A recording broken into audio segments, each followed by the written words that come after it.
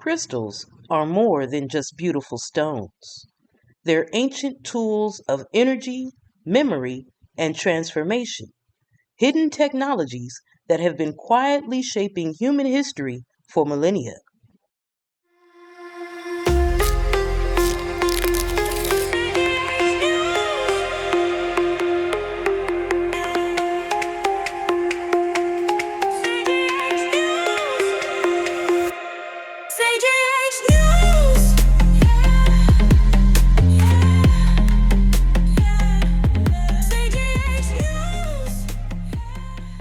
In this episode of CGH News, we're diving deep into the world of crystals, not just as decorative objects, but as vibrational allies that can align your energy, elevate your mind, and connect you to higher states of being.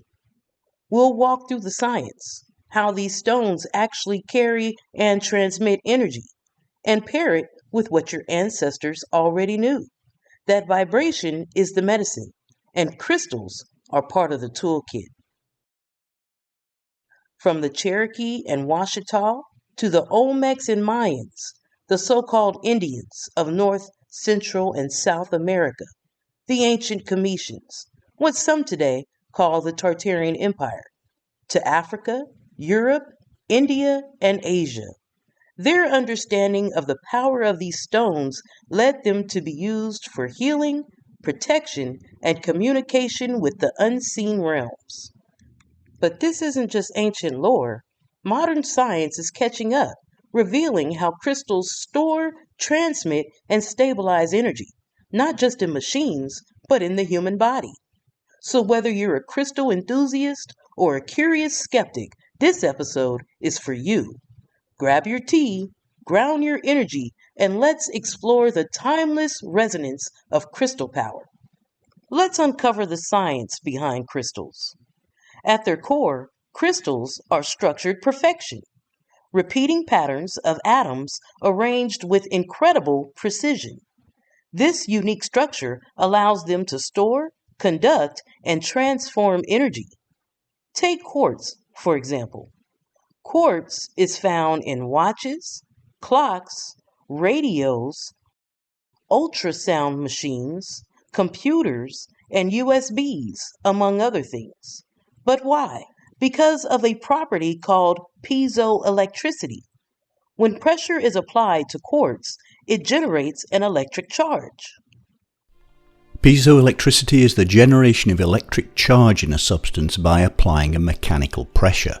That means if we squeeze certain materials, including some types of crystal and ceramic, and biological matter such as bone, DNA, and some proteins, we'll produce charge.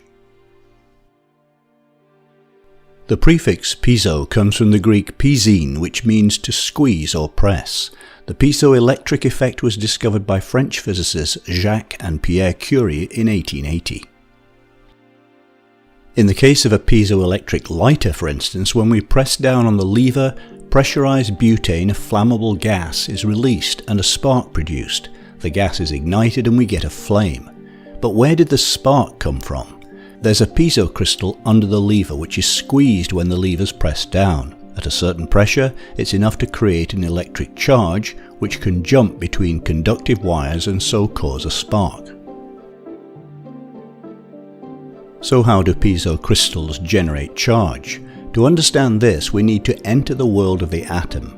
The most commonly used piezo crystal is quartz, which consists of a lattice of silicon and oxygen atoms, one silicon atom for every two oxygens.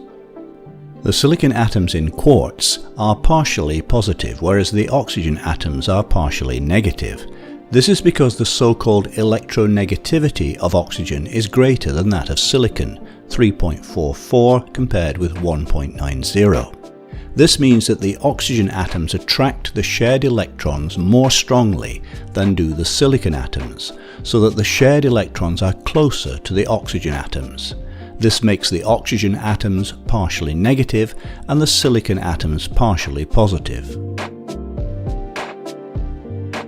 Here's a depiction of the lattice structure of quartz. We need to simplify it to understand what happens when the lattice is squeezed. Let's consider this section. Silicon atoms are shown in blue and oxygen atoms in red. If we apply mechanical stress to the lattice like this, the center of negativity moves toward the bottom, whereas the center of positivity moves upward. So positive charge builds up at the top of the crystal and negative charge at the bottom. If we wire up this charged area, we'll produce a flow of electricity.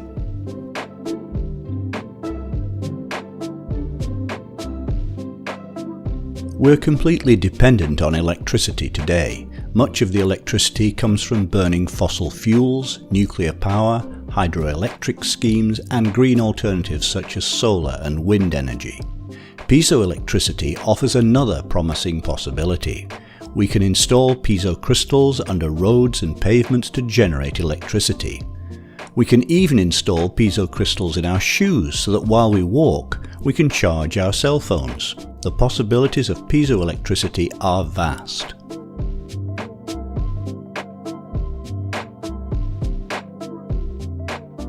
In 1881, inverse piezoelectricity was discovered. This is the opposite effect. By supplying electricity to a piezo crystal, we cause the crystal to change shape slightly, which means we can generate sound waves from piezo crystals. In 1917 came the first practical application of piezoelectricity. It was used as part of a sonar system for detecting submarines. Today, piezoelectricity is used in medical devices, intruder alarms, exercise equipment, computer motherboards, ultrasonic rodent and insect repellents, pin pads, sensors, toys, musical greeting cards, and in many other ways. Piezoelectricity is one of the cleanest of energy sources, producing as it does zero waste or pollution. With our growing population and increasing need for more and greener energy, we can expect this fascinating effect to play a bigger and bigger role in our lives.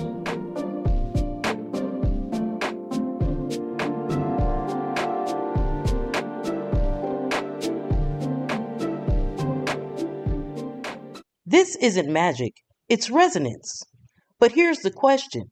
If quartz can stabilize energy in machines, what can it do for the energy in your body? Your body is electromagnetic. Your thoughts carry voltage. Your emotions shift frequency. And your cells are constantly vibrating. Crystals, with their stable molecular rhythm, can help the body synchronize into more harmonious states, a process called entrainment.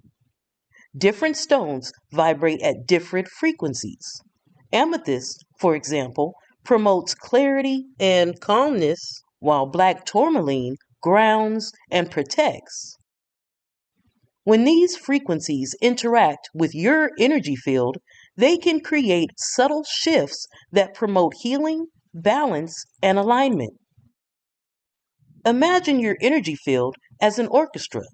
When one instrument is out of tune, the entire symphony feels off. Crystals act like tuning forks, helping to recalibrate your energetic notes back to harmony. Modern research is beginning to validate what ancient healers have known for centuries. Studies in biofield science suggest that the human energy field is not just a metaphor, it's a measurable phenomenon. Crystals, with their stable vibrational patterns, can influence this field, supporting physical, emotional, and spiritual well being. So, the next time you hold a crystal, remember, you're not just holding a rock, you're engaging with a natural technology that bridges the gap between science and spirit, matter and energy. To truly understand the power of crystals, we must rewrite the way history has been told. The story of humanity's relationship with these stones stretches far beyond the confines of modern science or even the civilizations that we're taught about in school. Let's start with America. But first, let's put these receipts on the record. This here is a quote from ancient mystic Oriental Masonry. On page 25, we're told that the ancient and mystic Oriental rite is universal, and is open to every master mason who believes in the fatherhood of God and the universal brotherhood of all men. The other qualifications necessary of the neophyte is that he shall be honorable and upright in his dealings. The cradle of the symbolism used in all masonry is placed by many of the best authorities in that country which they believe was first inhabited, i.e., the plateau of Tartary, and from there transmitted to this generation by the sages of India, Persia, Ethiopia, and Egypt. We are not indebted to either ancient Egypt for either religion or masonry, but to America. It is a fact that at Memphis, Egypt, in the pyramids, under the guidance of the kings, the mystic rites of masonry were worked many thousands of years ago. But at that time, Egypt and the continent of America were one and the same. In America, rediscovered in the 15th century and repopulated in the 17th, was recovered Egypt and the Promised Land, or the land of the constellation of the eagle. Here's another quote. It says, America, or Atlantis, and as the curtain which has hitherto concealed the prehistoric connection between the peoples of ancient Egypt and of America is lifted, it will be seen that the people of the eagle on the Nile, being descended from the original people of the eagle on this continent, the twain are one, and that prehistoric America was the original Egypt or Eagle Land prior to the mighty dispensation. Here's a quote from Gardens of the Elder Gods. George Wallinson, in his book The Origin of Nations, stated, the Egyptians themselves claimed that their ancestors were strangers who in very remote times settled on the banks of the Nile. Herodotus stated the Egyptians boasted that their ancestors, in the lands of the West, were the oldest men on earth. Similar claims were confirmed by Diodorus, who stated in his history the Egyptians themselves claimed that their ancestors were strangers who in very remote times settled on the bank of the Nile, bringing with themselves the civilization of their mother country, the art of writing, and a polished language. Separately, ancient Sanskrit records indicate that immigrants from the East who came from the Naga Maya Empire had settled Upper Egypt. Here's a quote from a dictionary of the architecture and archaeology of the Middle Ages by John Britton. This was written in 1893. In Turner's Normandy, Volume 2, page 250, are delineated several sculptured spandrels from Baal Cathedral, exhibiting somewhat of the Moorish or Tartarian mode of workmanship.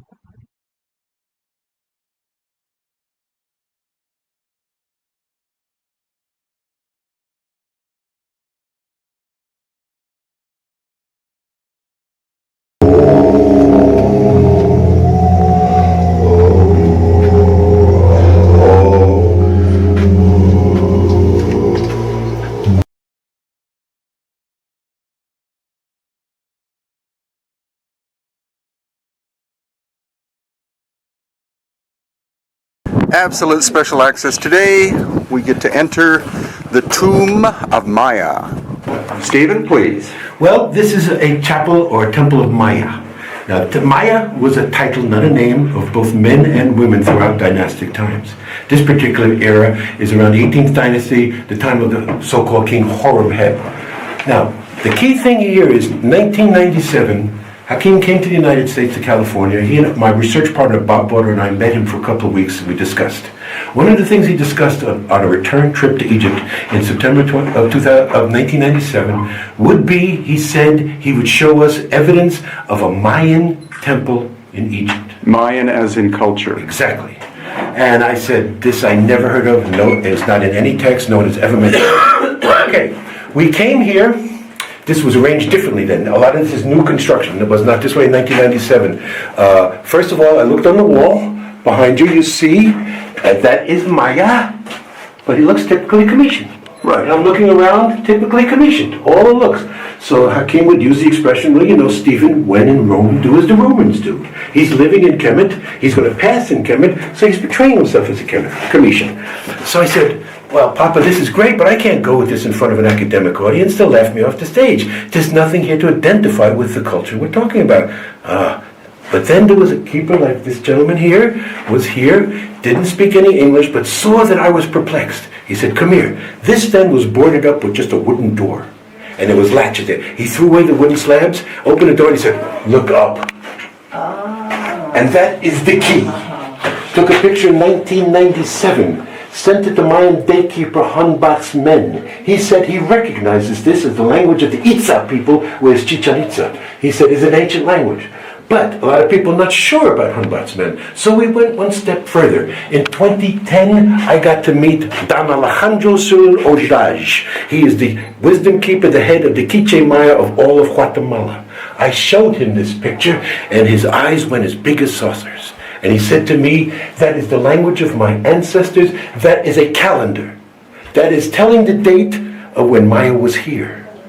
And how we can't read it, he can't even still read it, but he knows that the circles and squares and different colors, arrangements, and the spokes in the wheel are indications of a date.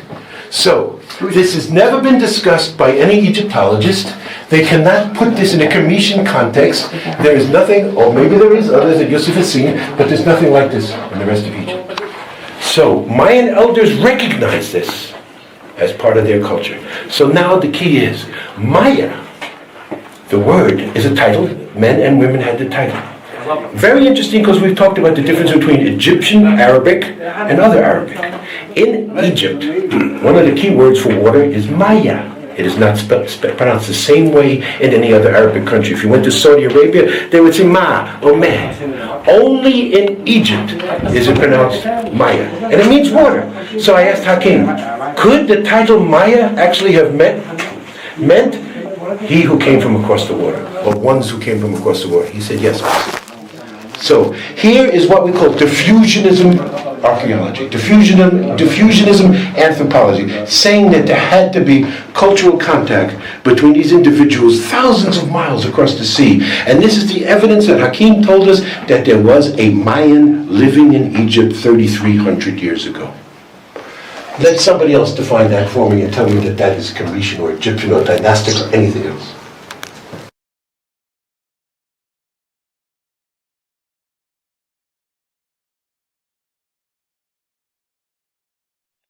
Long before the term Native American or Indian existed, the indigenous peoples of the Americas, who are the original Cometians, the architects of what some call the Tartarian Empire, revered quartz crystals as living tools.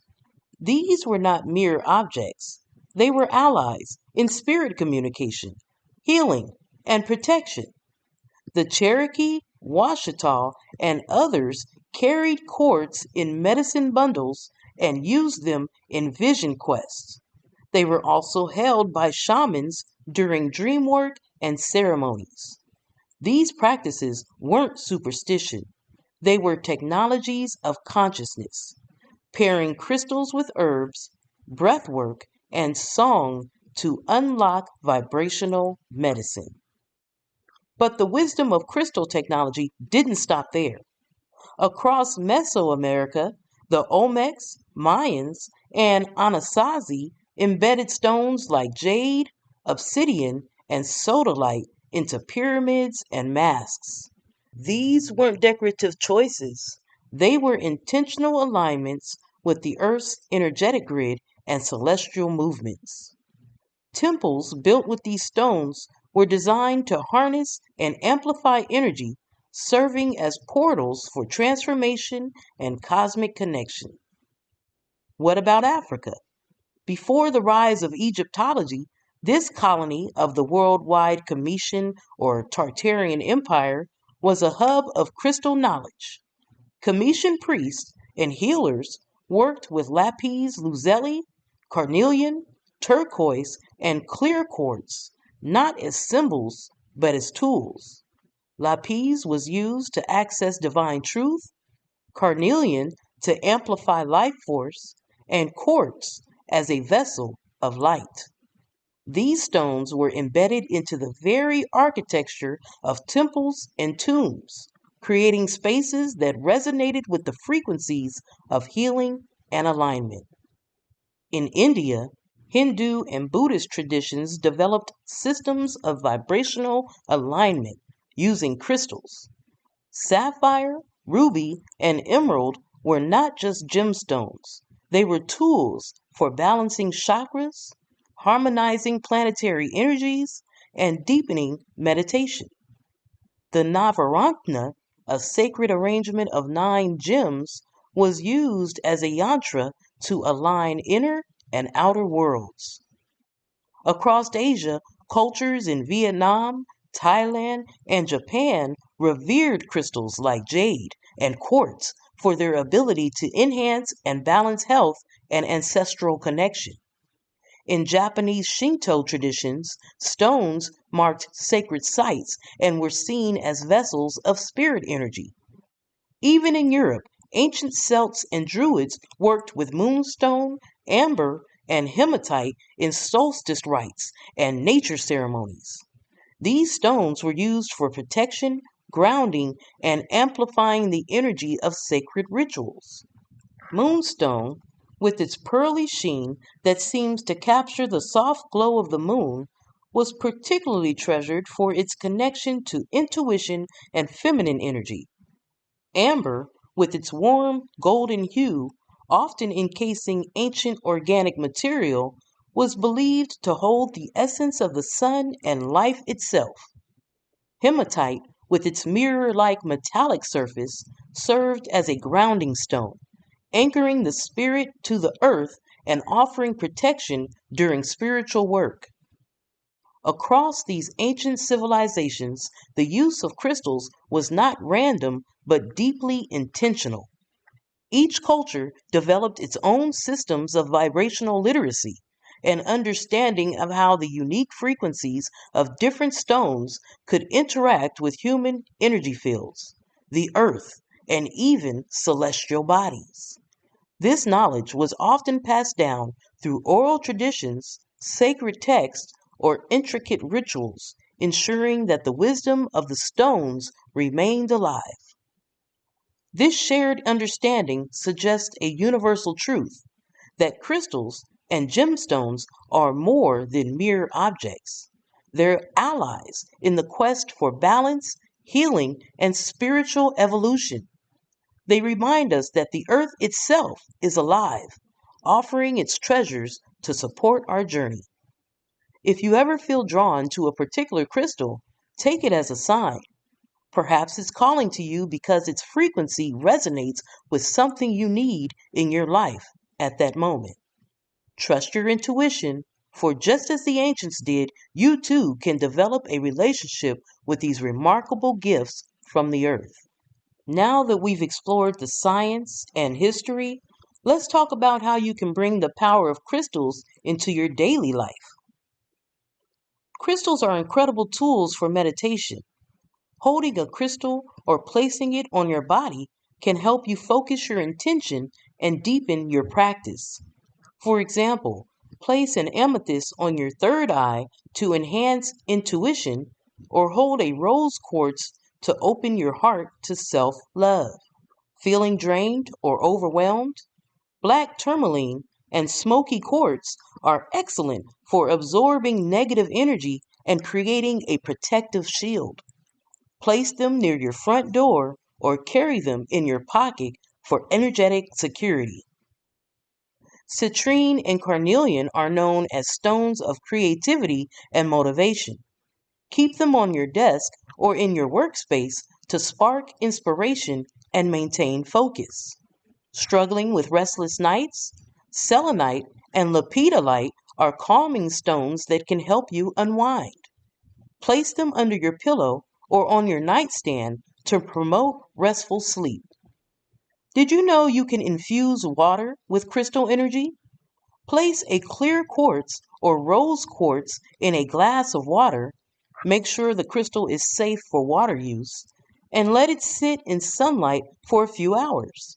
This creates a vibrational elixir that you can drink to align your energy from the inside out. Each crystal resonates with specific chakras. For example, turquoise supports the throat chakra, aiding communication, while garnet energizes the root chakra, grounding you in stability. Use crystals during yoga or energy healing sessions to amplify their effects. Remember, the key to working with crystals is intention. These stones amplify the energy that you bring to them, so approach them with clarity, respect, and an open heart. As we conclude this journey into the world of crystals, remember that these ancient allies are here to support you on your path of growth, healing, and transformation. Crystals are more than just tools. They're reminders of the interconnectedness of all things. They teach us that energy is everywhere, and with the right intention, we can harness it to create balance and harmony in our lives. Whether you're just beginning to explore their magic or you've been working with them for years, the journey with crystals is deeply personal and ever evolving. So take a moment to reflect. What energy do you want to invite into your life? What intentions will you set as you work with these powerful stones? All the crystals we spoke about today in this episode, as well as many more, are available at cedargroveherbs.com. You can click on the crystals tab, or you can type in the search bar for a specific crystal that you're looking to add to your collection.